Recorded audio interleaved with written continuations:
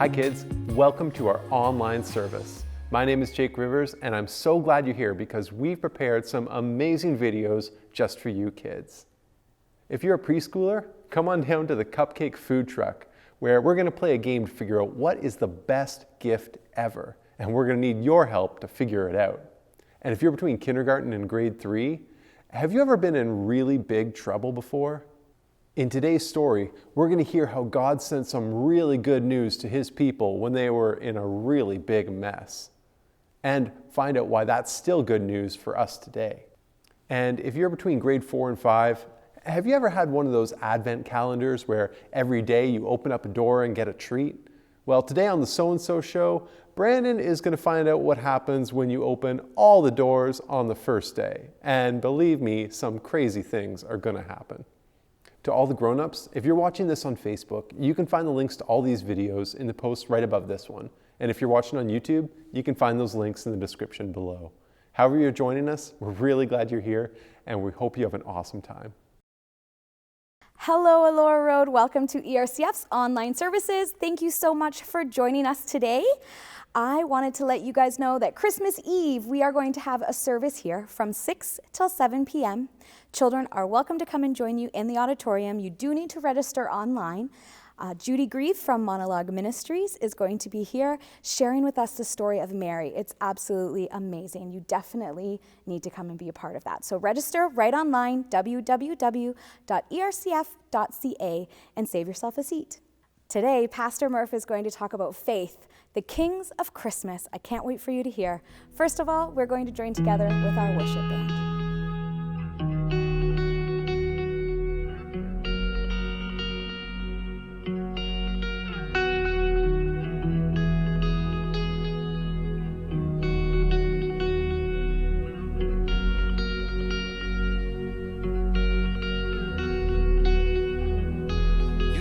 So great, Jesus, in all things. I've seen a glimpse of your heart, a billion years. Still I'll be singing. How can I praise you enough? How can I praise you enough? You are the Lord Almighty, outshining all the stars in glory. Your love is like the wildest ocean. Oh, nothing else compares. Creation calls all to the Savior. We are alive for your praise, in earth and sky. No one is higher. Our God of wonders, you reign. Our God of wonders, you reign. You are the Lord Almighty, outshining all the stars in glory. Your love is like the wildest ocean.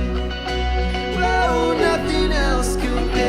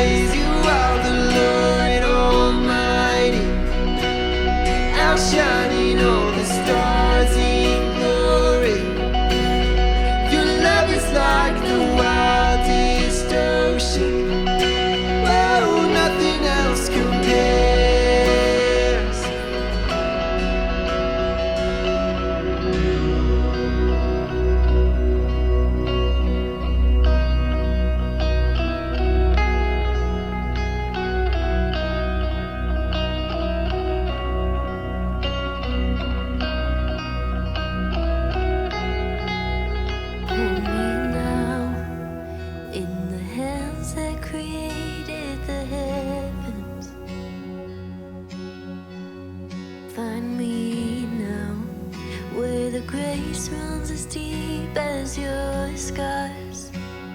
You pulled me from the clay. You set me on a rock. You called me by your name and made my heart whole again. Lifted up, and my knees know it's all for your glory.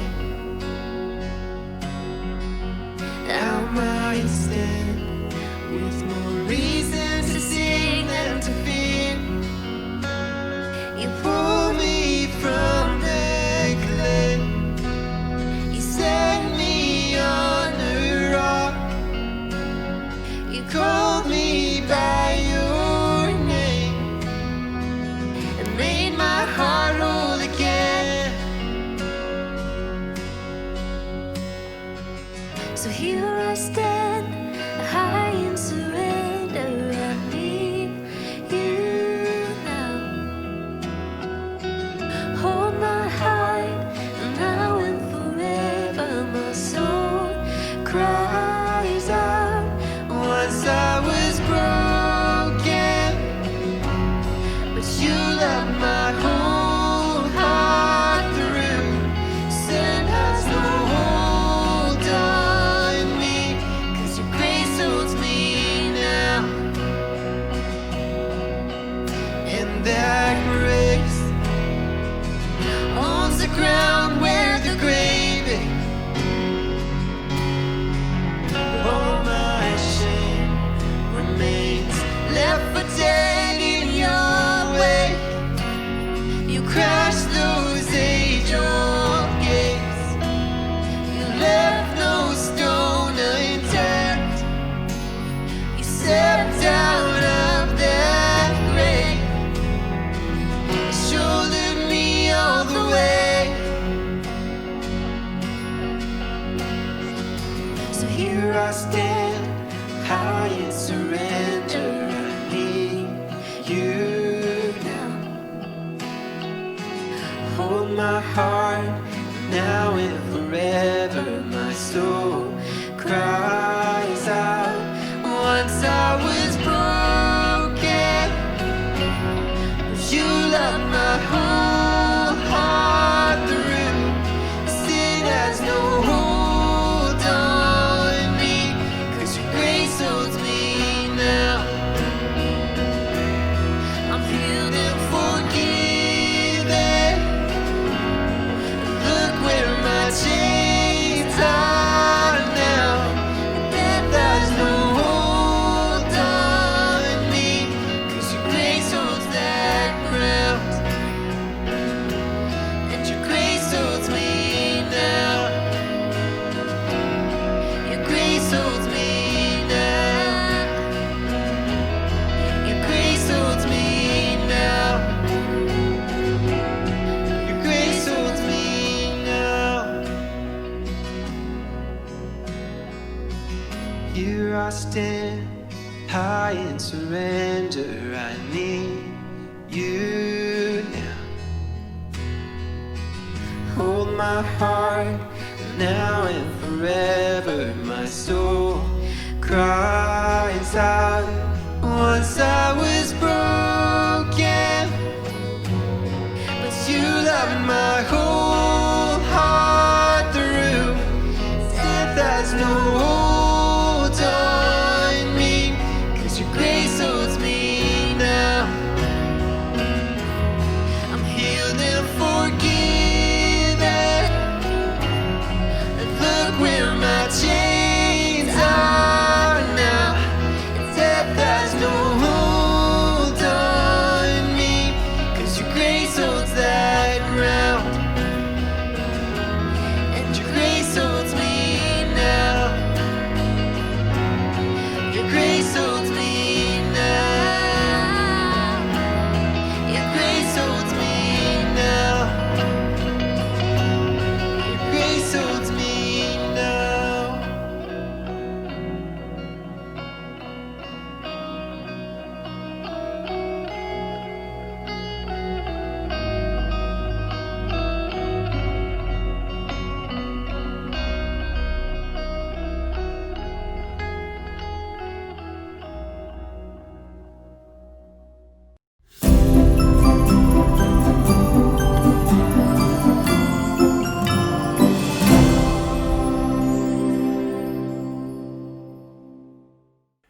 Welcome everybody to ERCF Online. I hope you've had a great week. We are currently in a series called A Simple Christmas. And Christmas can be anything but simple, as we all know, with the hustle and bustle of the season, all the plans that have to be made, the gifts have to be bought, and so there's all kinds of things that can keep us distracted from what Christmas could actually mean to each and every one of us. And I just want to say that though for most of us it is a time of family and fun and special times of getting together with family and friends, there's also a recognition that some people struggle during this season. It's the empty chair at the table. It's a season where we can get lonely because some people don't have others to celebrate with. And so we want to be able to be aware of that and look around and notice people and actually take a minute and ask them, how are you doing? And to reach out and be a blessing to someone during this Christmas season. Today we want to look at faith and how faith can impact our lives in different ways. And I guess I look back at when I was 21 years old. As many of you know, I was in full-time ministry for doing mission work overseas in Europe for 10 years. And I remember in the first couple of years, as a missionary, I relied on people giving towards my ministry. And so it wasn't like I had a salary or a paycheck every week or every month. I basically trusted that people would support me in what I was doing. And after a couple of years in, I was about $3,000 in debt. And during that year, my boss would often make comments about my finances. And so I was diligent. I asked people, I called people on the phone, I sent letters. And yeah, maybe for some of you don't even know what a letter is. It's the thing that, you piece of paper and you write a letter to somebody with a pen and you mail it in the mail with a postage stamp. Those were the days before email.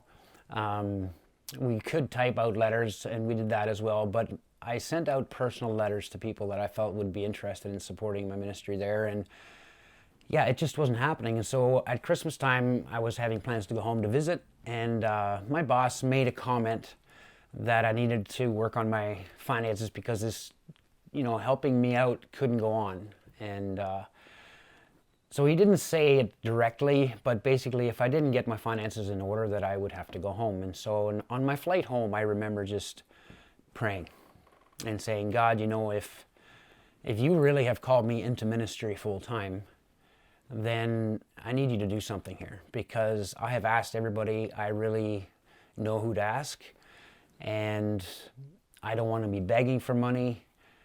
And so if you want me to be in full-time missions, then I need you just to provide. And I'm going to wait. I'm not going to ask anyone while I'm home, and trust you to provide. And so during that month and a half, $5,000 came in. And so I was able to pay off my $3,000 debt. And I had enough money to move on for a few months. And from that time on in my mission work, I was never again in debt. And so for me, that was a time of learning to trust God and coming to the realization that He is trustworthy. And so faith is a big deal. Faith is something that can propel us in a completely different way than anything else. And I think we all have a tendency to want to control our lives and to trust in ourselves and to keep our lives predictable in a lot of ways, right? And I guess that's my struggle even today, is to continually be able to trust God and to let Him be in control and not to take over control in my own way. That's kind of the tendency that I have. And the things that I've learned over the years, if I look back over my experience, the greatest things have happened to me when I've let go and let God. And so I hope that as we go through this talk today, that maybe you'll be inspired to trust, either maybe for the first time or in a deeper way at least. Because we all trust in something. We trust in money, we trust in other people, we trust sometimes in our power or authority or influence, reputation. And sometimes it's the simplest thing as how many likes or how many followers we have. We get what we need from knowing that people are interested in our lives. And for some, it's just, I trust in myself.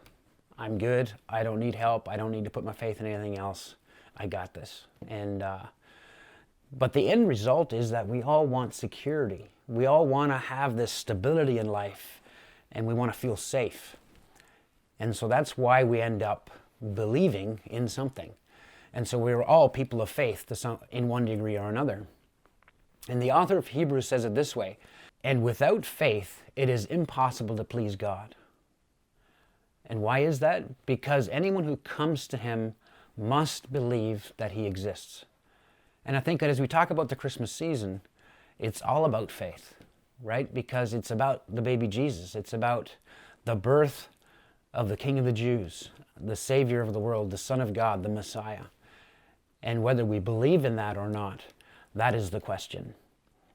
And because we weren't there to see it happen, there is this element of faith to believe that it's true. And so I want to start off with talking about the kings of Christmas. And the first kings we look at are what are called the Magi, or the wise men, and also a song that we have that, refers to them as "We three kings of Orient are," right? So we all probably have heard the song at one time or another during the Christmas season. But these Magi heard about a baby being born. And the interesting thing is that babies are being born every day. So what was the interest of this one specific baby? Like, somehow they must have heard things about this guy, this Messiah, the King of the Jews, and they heard this baby was born in Jerusalem, in Israel, and so they went on a journey to go and see and visit this baby. So they came to see Jesus, and we pick up the story in Matthew chapter 2, verse 1. After Jesus was born in Bethlehem in Judea, during the time of King Herod, Magi from the east came to Jerusalem and asked, "Where is the one who has been born King of the Jews? We saw his star when it rose and have come to worship him." Now, just wait a second here. I have to pause. We saw his star, it says. How was it his star? How did they know that it was his star? How did they know that they needed to go at that time? All these questions around this star and why it was significant. So the Magi, they were kings, rulers, they were men who were in authority of some kind. I haven't really done the deep history, but I've read up some of the history on these kings, and they were spiritually inclined. They were what we would call astrologers. So they studied the stars and they followed the stars, and so they understood the stars. And so maybe they were expecting something, but why? Why were they expecting, and why did this specific star catch their attention? And, not knowing much about stars other than when I go camping, I love to stargaze. But stars, who follows a star, right? Stars are set in the sky and we watch them and we enjoy them. But for this one, I'd like to go back just in a brief history and just stay with me for a minute.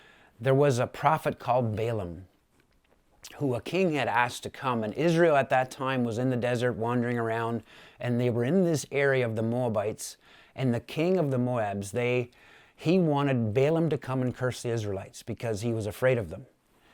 And you may remember this story of Balaam, especially if I remind you that Balaam had a donkey, and this donkey talked to him. Now, I'm not sure in the story as I read it, what's more surprising is that the donkey talked or that Balaam actually responded to him and threatened him. That to me is also kind of strange. It almost seemed like he expected the donkey to speak. It's like a scene out of Shrek or something, as donkey. But Balaam proceeds to prophesy, and he prophesies 4 times. And the 4th time, he said something significant that kind of stands out, and it's this prophesying, and you hear the word star and you hear the word scepter, which is ruler in this case. And so I'll just read in Numbers, the story is from Numbers 22 and on, and this is from Numbers 24, verse 17. I see him, but not now. I behold him, but not near. A star will come out of Jacob, a scepter or a ruler will rise out of Israel. So when the Magi asked where they could find the king of the Jews, it caused a bit of a stir. See, I think in Numbers here there's this prophecy, and it mentions a star, it mentions a scepter, a ruler, and I wonder if the Magi had heard the prophecies, had studying the stars, and when you hear a prophecy about something that you're studying, you're wondering, oh, what could that prophecy be? So we go back to the story.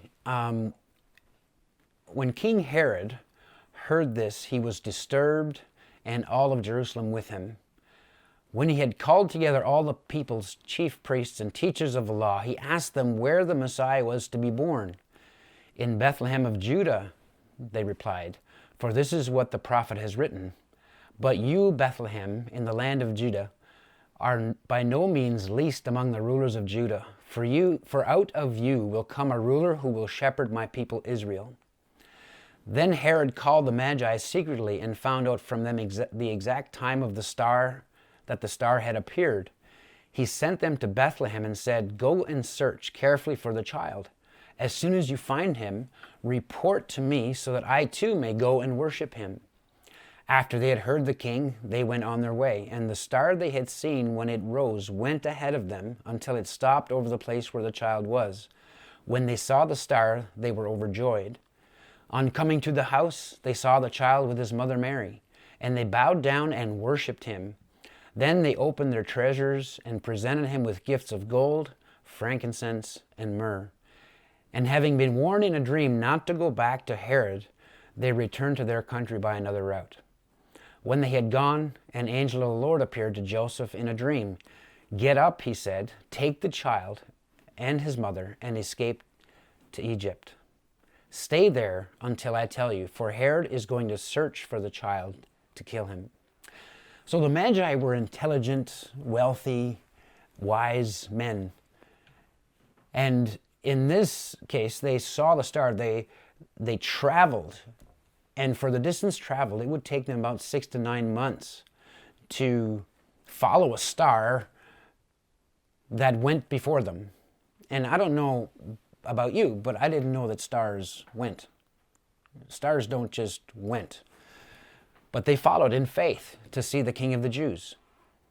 So they heard something, and in faith, it caused them to go to see the King of the Jews. And when they arrived, they rejoiced with exceedingly great joy, another translation says. Now, you've heard the name Herod, and Herod was a king. And he was not far from Bethlehem, so he was really close to the situation. And he obviously hadn't heard about this. And so let's just kind of think about Herod as a jealous king. You have the Magi, the joyous kings, and now we look at Herod, the jealous king. He was a control freak. He was kind of a dictator. He was afraid of losing his power. And so let's read on in Matthew chapter 2, verse 16. When Herod realized that he had been outwitted by the Magi, he was furious, and he gave orders to kill all the boys in Bethlehem and its vicinity who were 2 years old and under, in accordance with time he had learned from the Magi. So Herod was a jealous king. He couldn't have it that there was going to be a king born that would be a rival to his throne or challenge his kingship. But Herod had enough faith to believe that what he was told might be true, so much so that it caused him to kill all the baby boys 2 years old and younger, because he had done the time frame of when the Magi had seen the star. And so the faith of the Magi resulted in exceedingly great joy. Their response was to search after God, to search after God, to follow the star to this King of the Jews, not knowing what it would behold, what would be there for them. But they did it anyway. And the faith of Herod, who was nearby, stirred up such a rage that he killed children.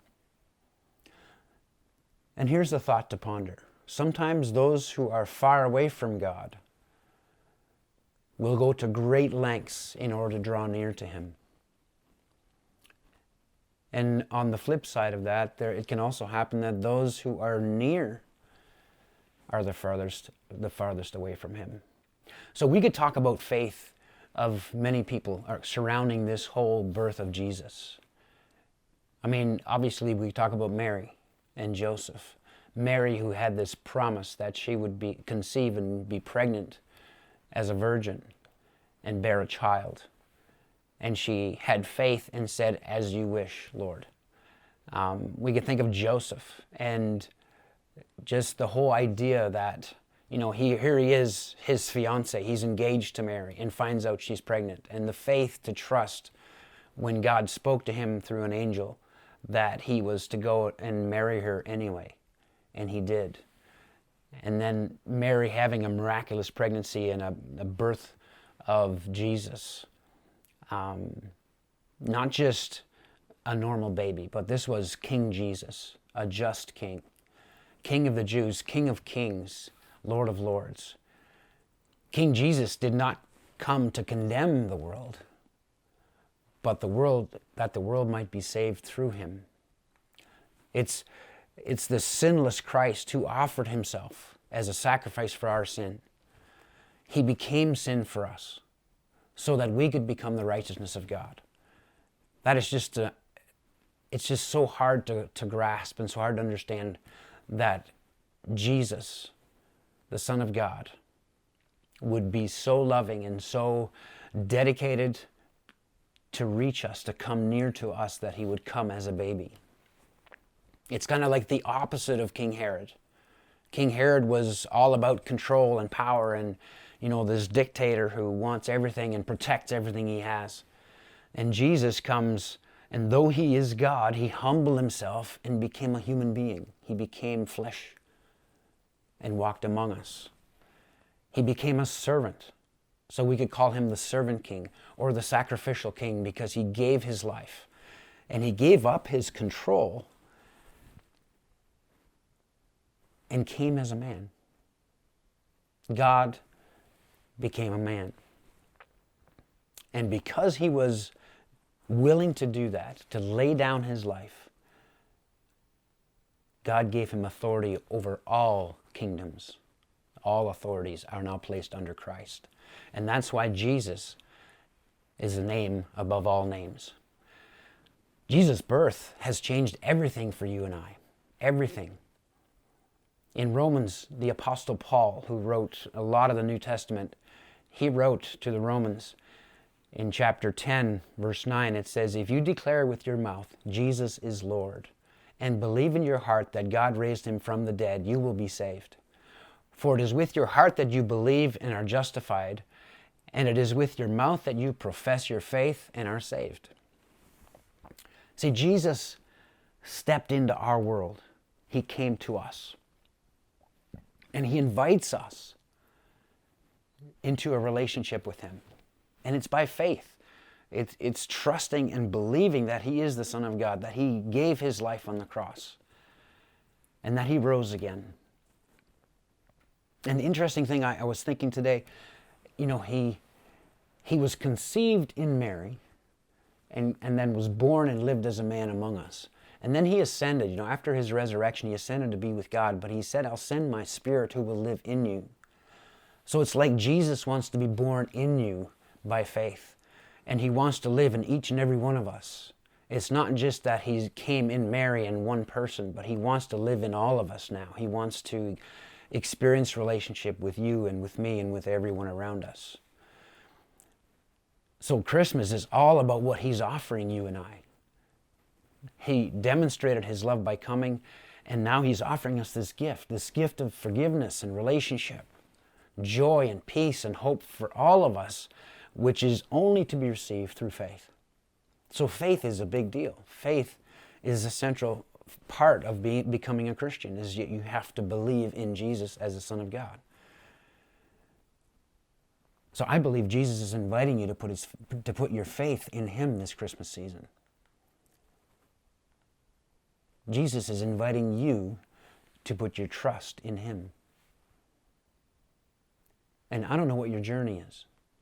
And I don't know, where you are in what you believe about Christmas. But this Christmas, I would just encourage you to make it simple. To come back to, why do we even have this day? It's the birthday of Jesus, of a child that is called the Son of God. He is called the King of Kings, and He is a loving King. He is a servant King, and He's come to give His life so that we could enjoy life in abundance. So Jesus has drawn near to you. Will you draw near to Him? Consider what you put your faith in. You're putting your faith into something. But is what you're putting your faith in, can it actually deliver what you need in your life? How's it working out for you in that way?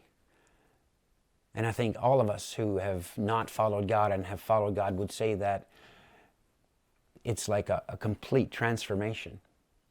Because the things that we can get in this world are temporary. But what Jesus offers us is eternal. So make Christmas about the birth of Jesus this year. Take time to rejoice and reflect why He came. And then make a decision. Do I want to put my trust and my faith in Jesus? Or do I continue to control my own destiny and try to make the best of this life on my own strength?